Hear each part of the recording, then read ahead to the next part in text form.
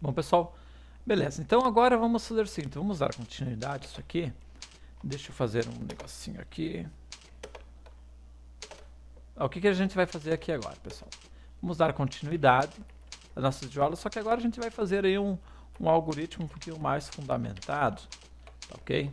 Para que depois a gente já possa, já de cara, pessoal, já vamos estar introduzindo esses algoritmos das nossas linguagens de programação C, Pascal, né, e Java. Vamos supor que eu quisesse um algoritmo um pouquinho mais elaborado, tá ok? Vamos supor que o meu problema fosse o seguinte, é, calcular a média de duas notas e mostrar essa média, certo? Então, este é o meu problema. Então, vamos dar o nome desse algoritmo para... simplesmente vai ser média o nome desse meu algoritmo. Então, um algoritmo chamado média. Como é que a gente iria fazer essa estruturação então desse algoritmo? Como é que a gente pode introduzir então a lógica para solucionar então para criar então um algoritmo para a solução deste problema? Então, primeira coisa, pessoal, se você usar a lógica do pensamento, primeira coisa, para mim poder calcular a média de duas notas, usando o raciocínio lógico, eu saberia que você vai ter que primeiro ler essas notas, somar elas e depois calcular a média. Então aí, pessoal, a gente começa a usar aqui a ordem de pensamento. Então se você vier aqui, ó, e voltar aqui, ó, onde é que eu estou aqui? Lógica de programação. Aqui, ó, ordem no pensamento, certo? Então a gente vai ter que começar a implementar essas lógicas para que a gente possa construir esse nosso algoritmo. Então, primeira coisa que eu tenho que fazer, pessoal, eu posso calcular a média? Não, não posso. A primeira coisa que eu tenho que fazer o que é?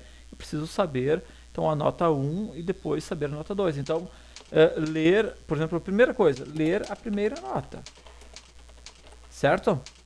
Isso aqui seria a primeira coisa que eu deveria fazer, saber a primeira nota. Depois, ler a segunda nota. Tá, veja que eu já estou colocando ponto e vírgula, né? Tá? Depois que eu li, pessoal, essas duas notas aqui, o que tem que fazer para me calcular a média? Então, se você usar o teu raciocínio, então você saberia que você deveria então somar as duas notas, porque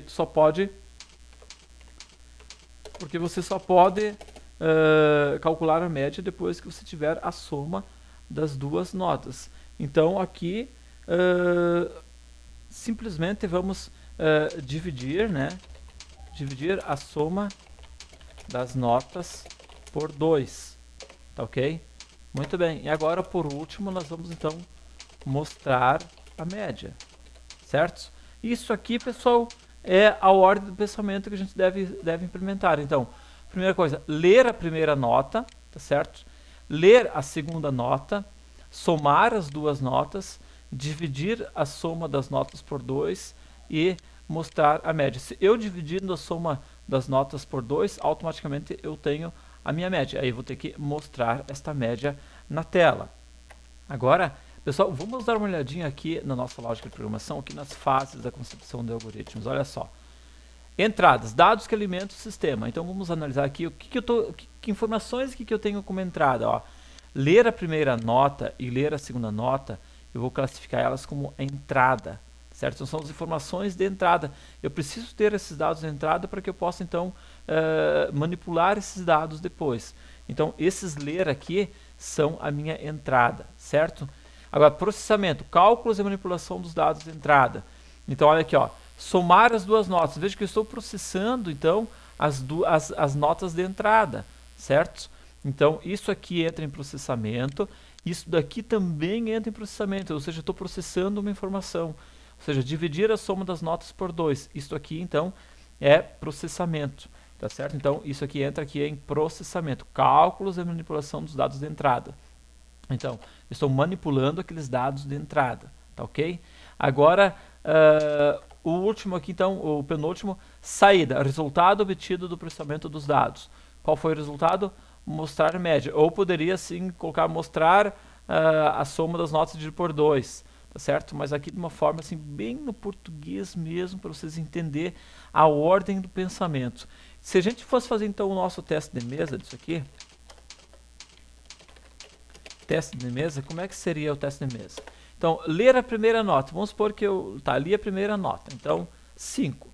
Tá? Agora, ler a segunda nota. Vamos colocar aqui, ó, 7. Tá? Agora, terceira linha aqui, ó. Somar as duas notas. Então, 5 mais 7, quanto é que dá? 12. Certo? Agora, dividir a soma das notas por 2. Então, quanto é que dá 12 dividido por 2? Dá 6. Tá certo? Por último, mostrar a média. Então, 6. Opa, 6. Pronto. Está aqui o meu teste de mesa deste algoritmo. Claro, pessoal, aqui a gente ainda não está usando variáveis, nada, então está algo assim bem simples mesmo. Apenas que as pessoas possam começar a entender, então, o que é algoritmo e como usar, então, a ordem de pensamento para, na lógica de programação para conseguir criar um algoritmo para a solução de um problema. Certo? Bom, reparem que sempre depois do início eu estou começando a escrever aqui do lado. Isso chama indentação, okay? Que é para você organizar o teu algoritmo, o teu código, para que as pessoas possam então estar entendendo linha a linha o que está sendo feito. Então, à medida que o curso for andando, eu vou explicando melhor isso aqui para vocês, tá bom? Beleza? Então tá, pessoal, agora na próxima aula a gente vai pegar este mesmo algoritmo aqui, vamos melhorar ele, vamos começar então a usar aqui variáveis e tipos de dados, tá? Para que isso aqui já possa ser um algoritmo definitivo, um algoritmo que você realmente possa estar implementando em uma linguagem de programação, porque aqui está de uma forma apenas usando então o raciocínio lógico, tá certo? Uma ordem de pensamento para indicar assim, o que deveria ser feito primeiro. Ler a primeira nota, ler a segunda, somar,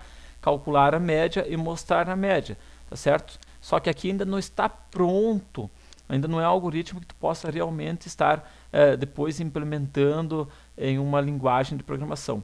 É isso então que a gente vai começar a fazer a partir da próxima aula, porque vocês vão começar a conhecer então tipos de dados e variáveis que você precisa desses tipos de dados, né, e variáveis para efetuar isso daqui, tá bom? Então até a próxima aula, tchau!